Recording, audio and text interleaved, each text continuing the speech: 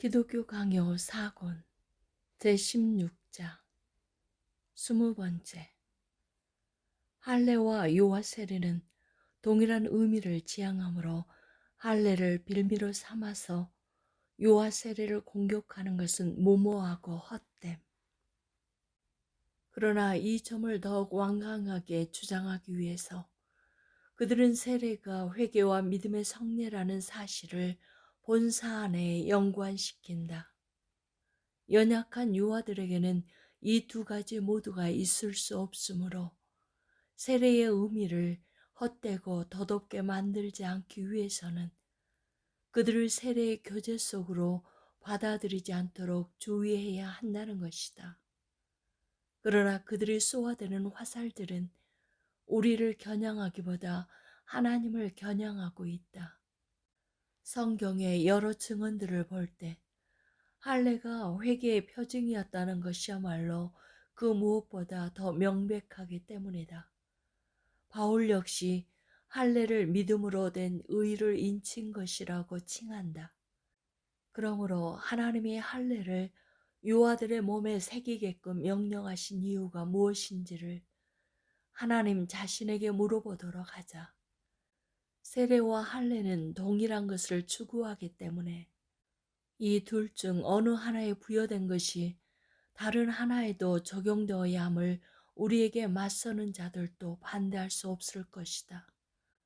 만약 그들이 자기들이 통상 사용하던 비밀 통로를 사용해서 유학의 연령을 통하여 단지 영적인 유아들이 형상화될 뿐이라고 맞선다고 하더라도 그들의 길은 이미 막혀 있다. 회개와 믿음의 성리인 할례를 통하여 유아들과 교통하신 하나님이 이제 그들을 세례에 참여하는 자들이 되게 하신다고 해서 전혀 불합리하게 보이지 않는다. 하나님의 제도를 길길이 날뛰며 반대하는 자들 외에는 다 그럴 것이다. 하나님의 모든 행위가 그러하듯이 여기에서도 불경건한 자들의 비방을 물리치기에 충분한 지혜와 의의가 또한 넘치게 빛나고 있다. 유아들은 할례를 받을 당시에는 표징이 의미하는 것이 무엇인지를 이해할 수 있는 지성을 가지고 있지 못했음에도 불구하고 참으로 자기들의 부패하고 오염된 본성을 죽임에 이르는 할례를 받았다. 다만 이러한 죽임이 실행되는 것은 이후에 어른이 되었을 때이다. 요컨대 이러한 반론은 아무 어려움 없이 다음과 같이 풀 수 있다. 즉 유아들은 미래의 회개와 믿음에 이르는 세례를 받는다. 아직 그것들이 그들 가운데서 형성되지는 않았지만 성령의 은밀한 작용에 의해서 그 두 가지 모두의 씨가 그들 속에 감추어져 있다. 그들은 세례의 의미를 왜곡시키려고 갖은 애를 다 쓰지만 그 모든 것이 다음과 같은 대답으로서 단번에 전복된다. 바울이 전하는 중생의 씻음과 성령의 새롭게 하심이라는 말씀은 세례의 특성을 우리 마음속에 각인시켜주는 찬사임에도 불구하고 오히려 그들은 본문을 명분으로 삼아 오직 이러한 것들을 받아들일 능력 있는 사람들에게만 세례를 줄 수 있다고 주장한다. 그렇다면 그들은 할례는 중생을 지시했으므로 중생된 자들만 받았어야 할 터인데 정작 그것을 유아들이 받았다는 사실을 어떻게 설명할 것인가? 과연 하나님이 저정하신 것을 우리가 정죄할 수 있는가? 이로 보건대 우리가 이미 여러 차례 다루었듯이 할례를 뒤흔드는 무슨 논의를 빌미로 삼아 세례를 공격하려고 드는 것은 아무 힘도 없다.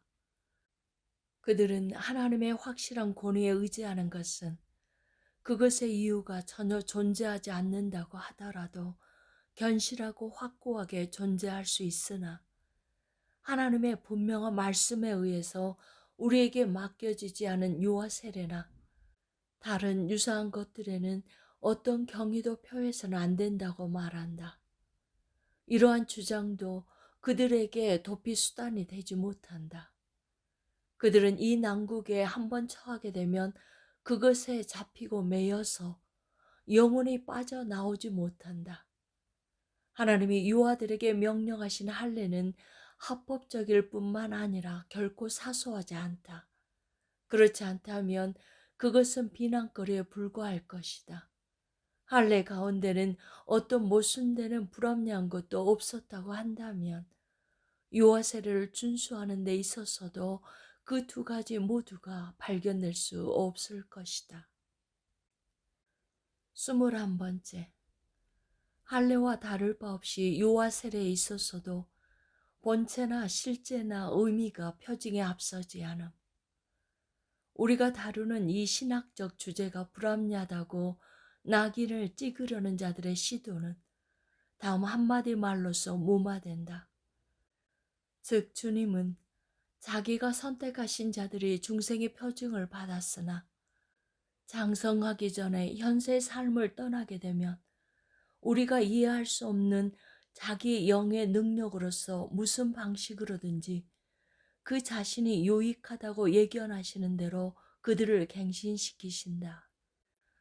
반면에 그들은 세례의 진리에 대해서 가르침을 받을 수 있는 연령에 이르도록 자라게 될 경우 하나님이 자기들이 갓난아이일 때 갱신의 표를 주신 것은 전 생애에 걸쳐서 갱신을 묵상하게끔 하시기 위함이었음을 배우게 됨으로써 갱신을 이루기 위하여 더 큰 열의에 불타오르게 될 것이다.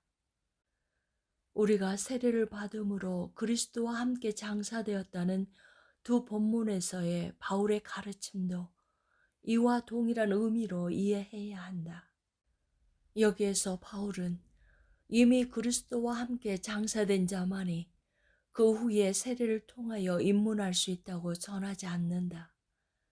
그는 단순히 세례의 근저에 놓여 있는 가르침을 이미 세례를 받은 자들에게 선언할 뿐이다.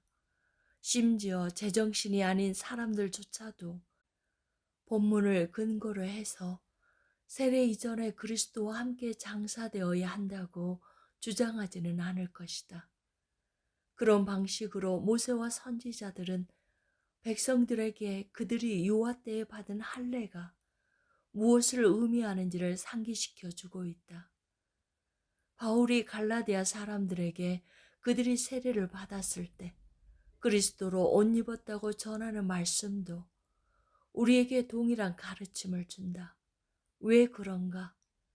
그들이 이전에는 그리스도를 쫓아 살지 않았기 때문에 이후로는 그렇게 살아야 한다는 뜻이다. 어른들은 이 비밀에 대한 이해가 앞서고 표징을 받는 것이 뒤따르지만 유아들은 그 순서를 달리 한다는 것에 대해서는 곧 설명할 것이다. 우리는 베드로가 전하는 말씀도 동일하게 다루어야 한다. 그는 육체의 더러운 것을 제하여 버리는 것은 씻음이 아니라 그리스도의 부활을 통한 하나님 앞에서의 선한 양심의 증언이라고 전한다. 우리의 반대자들은 이 본문이 자기들에게 큰 도움이 된다고 생각하면서 유아 세례에 남는 것은 단지 허무한 연기일 뿐이라고, 즉 그것은 여기에서 다루는 세례의 실제와는 아주 거리가 멀다고 반론을 제기한다. 그들은 시간의 순서에 있어서 본체는 항상 표징에 앞서야 한다고 말하고자 원하는 유혹을 이기지 못하고 또다시 동일한 잘못을 저지른다. 본문은 단지 할례의 실제도 선한 양심으로부터 나오는 동일한 증언 가운데 존재하고 있었음을 전할 뿐이다. 그렇지 않고 실제가 필히 앞서야 했다면 유아들은 결코 하나님의 명령에 따른 할례를 받을 수 없었을 것이다.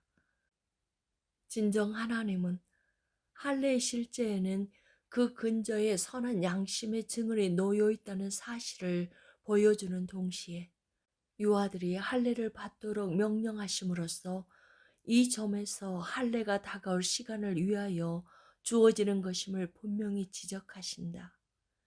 따라서 유아 세례를 통하여서 주님이 그들과 체결하신 언약을 확정하고 비준하는 것 이상으로 현재의 효과가 요구되어서는 안 된다. 이 성례의 나머지 의미는 이후 하나님 자신이 예견하시는 시간에 뒤따를 것이다.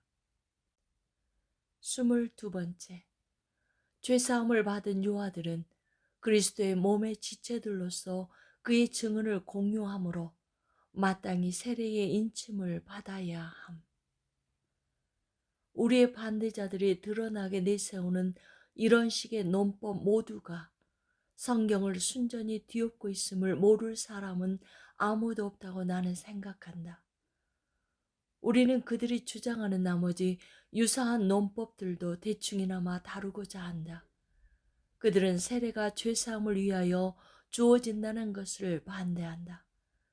그런데 유아 세례에 대한 우리의 입장은 이 점이 인정되어야 크게 지지를 받게 된다.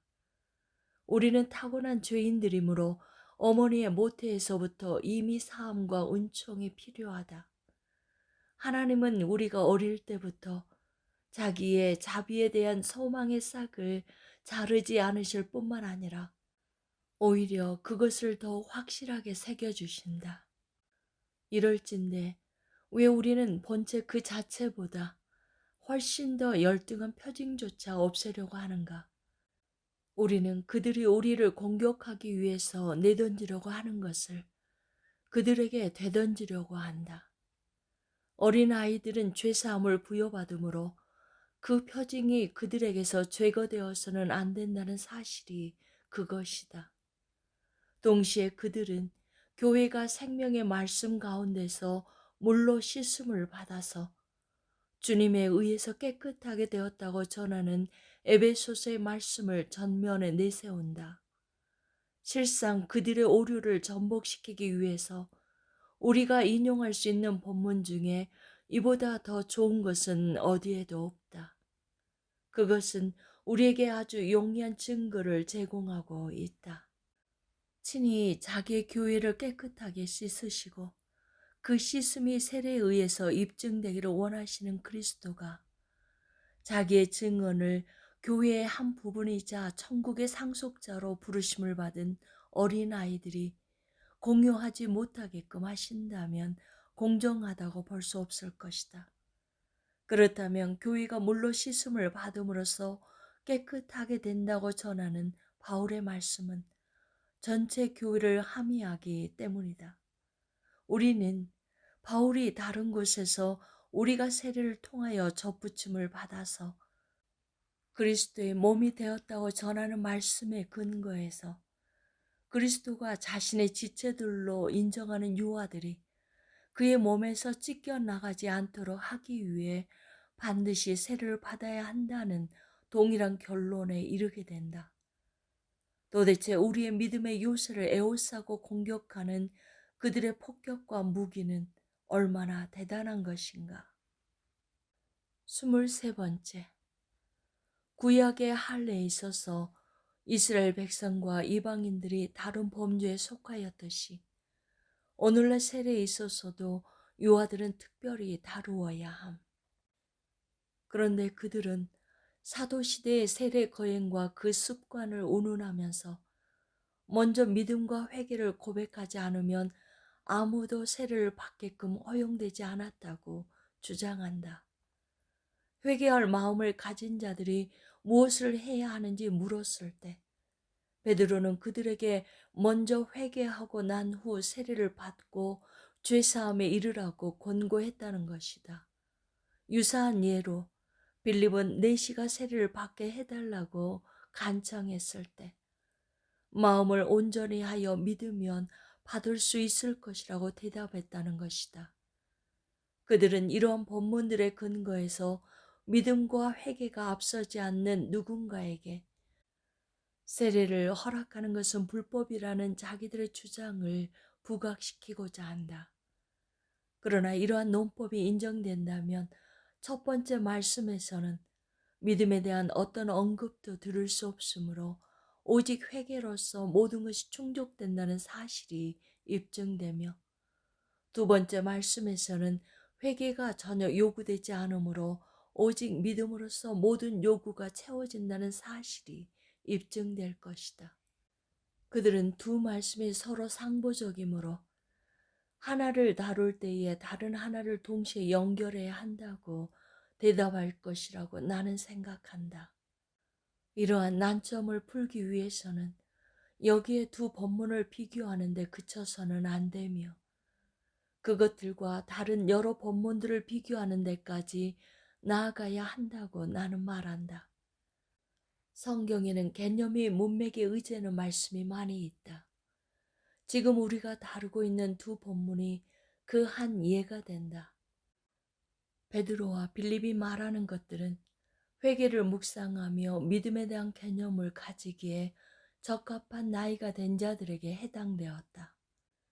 이런 자들에게는 적어도 사람들의 판단에 가다울 수 있는 데까지는 자세히 살펴보아서 그들의 회심과 믿음이 관찰될 때에 한해서 세례를 주어야 한다.